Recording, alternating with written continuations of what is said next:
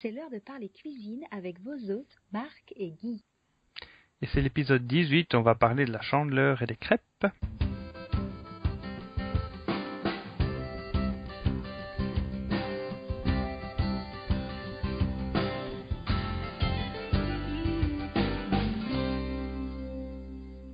Bonjour à tous, au micro c'est Marc, bonjour Guy. Au micro c'est Guy, bonjour à tout le monde. Alors aujourd'hui on va parler d'un événement qui se passe chaque année début février, le 2 février, qu'on célèbre dans toute l'Europe du Nord et qui est très célébré en Belgique. J'ai parlé de la chandeleur. Tout à fait. Guy. Alors qu'est-ce qu'elle disait ta grand-mère à propos de la chandeleur? Ma grand-mère disait, à la chandeleur, l'hiver cesse ou reprend vigueur. Et c'est vrai qu'il y a toute une série de rites qui sont liés à la chandeleur, dont le plus connu, bien sûr, d'un point de vue gastronomique, c'est la fabrication et la réalisation des crêpes. Alors, comme nous sommes un bloc de gastronomie, évidemment, nous ne pouvions pas passer à côté de cette occasion. Mais je vais également vous parler aujourd'hui de la chandeleur en tant que fête et surtout voir un petit peu avec vous quelles sont les nombreuses origines de cette fête de la chandeleur, Marc. Alors là, on va parler à Guy, le guide touristique et folklorique et non pas le Guy cuisinier. Mais on va voir plus tard comment faire des bonnes crêpes. Ah oui, ça on n'oubliera pas, évidemment. On ne serait pas déçus. Non. En fait, on se rend compte que la fête de la chandeleur, c'est le syncrétisme de toute une série de fêtes d'origine païenne, aussi bien gréco-romaine que celtique, et également, bien sûr, les fêtes liées à la religion judéo-chrétienne. Alors, si nous commençons par nos régions, nous dirons que les Celtes fêtaient au début du mois de février la fête d'Imbolc, qui était en fait une célébration, une fête qui était liée à la fertilité et aux récoltes. Donc tout cela sans être non seulement une fête religieuse, catholique, on fêtait déjà, d'une certaine manière, la chandeleur. Alors les Romains avaient la fête des Lupercales. Alors les Lupercales, qu'est-ce que c'était comme fête? Elle avait lieu le 15 février, donc un tout petit peu plus tard. Et à cette occasion-là, on faisait le sacrifice d'un bouc dans la grotte qui était censé avoir recueilli Romulus et Rémus, là où la louve les avait allaités. Alors on sacrifiait un bouc, et avec les lanières d'un bouc, de jeunes hommes qui étaient présents au moment du sacrifice, s'encouraient dans les rues de Rome, et alors à la lumière des torches et des flambeaux, fouettaient généreusement les femmes qui se présentaient à eux, femmes qui étaient bien entendu tout à fait consentantes, et c'était dans un but de pouvoir être fertile et d'enfanter. Donc nous avons là à ce moment-là une fête de la fertilité qui remonte évidemment presque à la nuit des temps.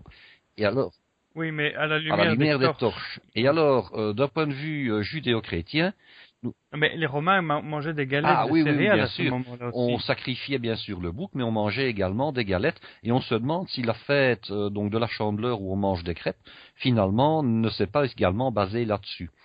C'est donc au pape Gélas qu'on doit, au Ve siècle, d'avoir instauré officiellement cette fête de la chandeleur. Et sur quoi s'est-il basé ce bon pape? Eh bien, sur la religion catholique qui était une religion naissante, où bien entendu on essayait de remplacer tous les rites païens par des rites, catholiques. Il est évident qu'il est toujours très difficile de faire changer d'avis ou d'idée à un peuple quand on passe d'une religion à une autre, si on ne garde pas les mêmes rites et les mêmes traditions au même moment. Alors pourquoi le 2 février nous sommes 40 jours après la fête de la Noël. Et vous savez, Marc, que le chiffre 40 dans la religion catholique ou bien juive est extrêmement récurrent. Il y a les 40 années d'errance du peuple d'Israël dans le désert. Après sa sortie d'Égypte, il y a les 40 jours de carême qui sont liés aux 40 jours, je dirais, de passage du Christ dans le désert au début de son ministère. Il y a d'autres fêtes qui sont liées cette fois-là après Pâques, 40 jours après Pâques. Nous avons la Pentecôte. Enfin voilà, il y a toute une série de fêtes qui sont comme ça liées au chiffre 40.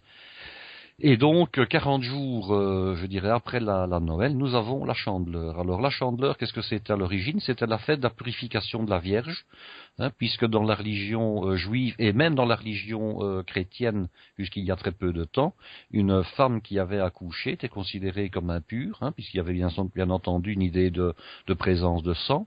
Et le sang a souvent été considéré comme impur, et on devait se rendre soit au temple dans le cas de la Vierge pour y présenter son enfant, soit la femme devait, dans la religion catholique, effectuer un rite de purification qui, lui, n'était pas lié à la date précise de la chandeleur, mais qui avait lieu également après l'accouchement.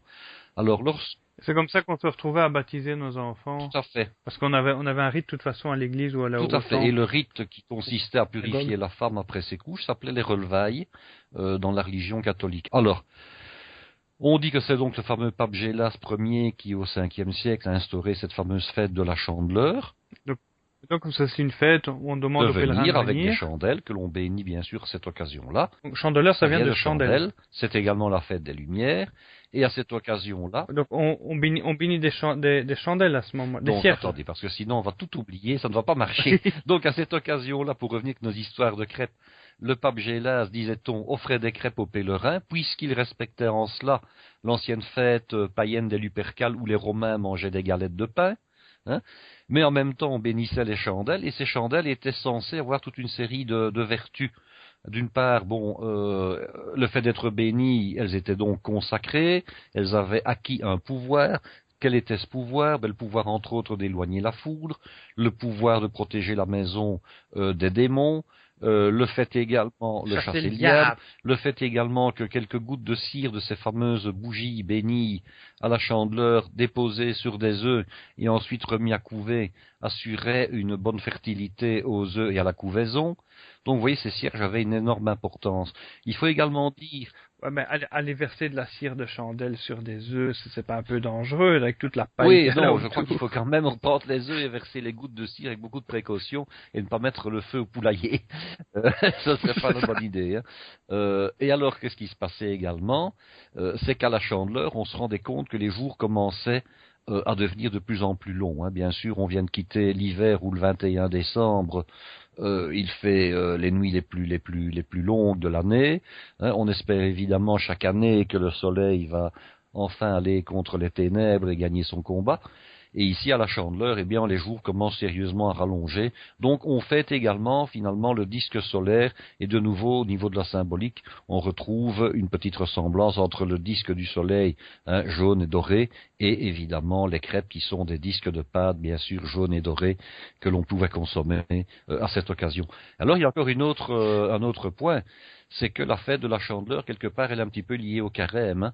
N'oublions pas que les œufs, bien sûr, les poules pondent toute l'année, mais il y a quand même un déficit d'œufs en hiver. Néanmoins, il y avait quand même des œufs. Elles pondent moins. Néanmoins, on a des œufs. Et puis, pendant les 40 jours de carême qui vont arriver, en principe, l'Église interdisait de manger les produits carnés, donc la viande, mais également les œufs.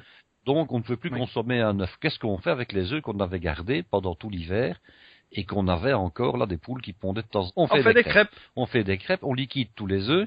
Et puis après, les œufs que les poules vont pondre pendant le carême, bien entendu, on ne va pas les jeter. On va de nouveau les mettre de côté bien précieusement. Et qu'est-ce qu'on fait, Marc? Eh bien, on va les manger à Pâques. Et c'est de l'origine d'où les œufs de Pâques, bien entendu. Donc, le fait de consommer les œufs maintenant à la Chandeleur avant le carême, c'était une manière de liquider finalement les provisions qu'on avait gardées pour l'hiver, hein, et qu'on allait bien sûr remplacer par les provisions du printemps qui allaient arriver. Alors, il y a cette fête donc un peu de la fertilité, de la purification, de la lumière, qui est la lumière et des récoltes. Donc, c'était important de manger des galettes de céréales. Et puis, il y a toute une série de traditions autour de comment on prépare les crêpes, afin de garantir de bonnes récoltes. Parce que si on mangeait pas des crêpes à la Chandeleur, on ne pouvait avoir les récoltes pouvait être qui pourrissaient. En fait, pour se prémunir donc de la dégradation des récoltes futures et surtout pour, je dirais, les favoriser au départ, qu'il y ait bien sûr des récoltes abondantes. On devait donc d'une part cuire des crêpes, et alors bien souvent il y avait toute une série de choses, un petit rituel. Soit on mettait une crêpe au-dessus d'une armoire, hein, et on récupérait la crêpe de l'année précédente. Mais c'était surtout plutôt le fait de dire, on va cuire la crêpe, on va la faire se retourner, tout en gardant une pièce d'or, ou en tout cas la plus belle pièce de la maison qu'on avait, dans la main gauche, puisque généralement on était droitier. On se servait de la main droite pour retourner la crêpe dans la poêle, hein, en une seule fois et la faire sauter, et puis dans la main gauche on tenait la crêpe. Alors la tradition veut que dans certaines régions, on emballait la première crêpe autour, donc on emballait la pièce avec la première crêpe, on allait déposer à la lumière des cierges, hein, à une époque où l'électricité n'existait pas évidemment, cette crêpe repliée avec une pièce à l'intérieur, on allait la mettre au-dessus d'une garde-robe, on récupérait la crêpe de l'année antérieure qui elle était toute séchée, bien sûr on la jetait, on récupérait la pièce, et cette pièce était donnée à quelqu'un d'indigent, un pauvre, pauvre venu, de manière en fait à se garantir par ce geste, cette bonne action, de manière à se garantir finalement, je dirais, des rentrées d'argent en suffisance pour toute la famille et la prospérité pour toute la famille. Et c'est comme ça que quand on était pauvre, il valait mieux aller déambuler dans les quartiers riches En à ce espérant qu'on moment-là. fasse des crêpes. Voilà, mais c'était pas les seuls à sortir de leur tanière. De leur Exactement, cachette. puisque c'est également dans les pays, je dirais, scandinaves ou bien même en Europe centrale, mais encore surtout aux États-Unis et au Canada, hein, le jour de la marmotte. Alors le jour de la marmotte, qu'est-ce qui se passe? Donc il y a d'ailleurs un film qui a été fait. Oui, Voilà, avec Bill tout à Murray, fait, j'aime il beaucoup. passe actuellement sur Internet. Groundhog En fait, Day. qu'est-ce qui se passe le jour donc de la marmotte, le 2 février, dans certains endroits, la télévision se rend avec moult journalistes et on filme les terriers de marmotte et on regarde la marmotte qui sort. Alors, lorsque la marmotte sort hein, et qu'il fait grand soleil, donc s'il fait grand soleil, elle voit son ombre, on dit qu'elle a peur, elle rentre dans son terrier et elle s'y cache de nouveau pendant 6 semaines, signe que l'hiver va de nouveau se prolonger pendant au moins 6 semaines. Si par contre il fait gris, hein, et que la marmotte ne voit pas son ombre puisqu'il n'y a pas de soleil, on dit que l'hiver va s'arrêter très rapidement et que la marmotte va déjà reprendre ses activités. Alors c'est un petit peu paradoxal, on pourrait dire, mais c'est plutôt le contraire qu'il faudrait. S'il fait grand soleil, Ouais, s'il fait la beau. marmotte elle voit qu'il fait beau, hein, et elle sort de son hibernation, et au contraire, s'il fait gris, elle retourne se cacher. Ben non, parce qu'en fait, d'un point de vue climatique, ça s'explique. S'il fait grand soleil alors que nous sommes en hiver, c'est que nous sommes sous un anticyclone, mais qui amène des vents froids qui viennent du nord. Donc c'est que le mauvais temps va se poursuivre. Si maintenant il fait sombre et qu'il y a des nuages, en tout cas chez nous en Europe, c'est que les vents viennent du sud-ouest, donc de l'Atlantique, qui sont chargés d'humidité, mais par contre ce sont des vents doux, hein, et ce ne sont plus des vents polaires, qui viendraient éventuellement Vendou. de Sibérie, hein, du nord-est. Donc forcément, le climat et la superstition étaient un petit peu liés, hein, et on pouvait ainsi prédire, du moins l'espérait-on, en fonction de la sortie des marmottes de leur terrier, le temps qu'il allait faire dans les prochaines semaines, en tout cas jusqu'à Pâques. Oui. On a plein de dictons un peu partout en Europe aussi qui parlent de la chandeleur, des Ou loups, bien ou des bien ours, des parce ours qui sortent de qu'évidemment, leur il n'y avait tanière. pas des marmottes partout, hein, les marmottes ne sont présentes que dans les régions montagneuses, alors ailleurs on observait les ours, ou bien on observait éventuellement les loups, hein, et de nouveau, en fonction du comportement des animaux ce jour-là, on essayait de déterminer si l'hiver allait arriver à son terme ou si au contraire l'hiver allait se poursuivre, et tout ça bien sûr en mangeant des crêpes, puisqu'en Angleterre, Max, c'est le jour des... Jour des qu'on crêpes appelle- en fait. Alors ici en Angleterre, il n'y a pas de chandeleur. Par contre, il fête Pancake Day, qui est le jour des crêpes, qui est l'équivalent du Mardi Gras.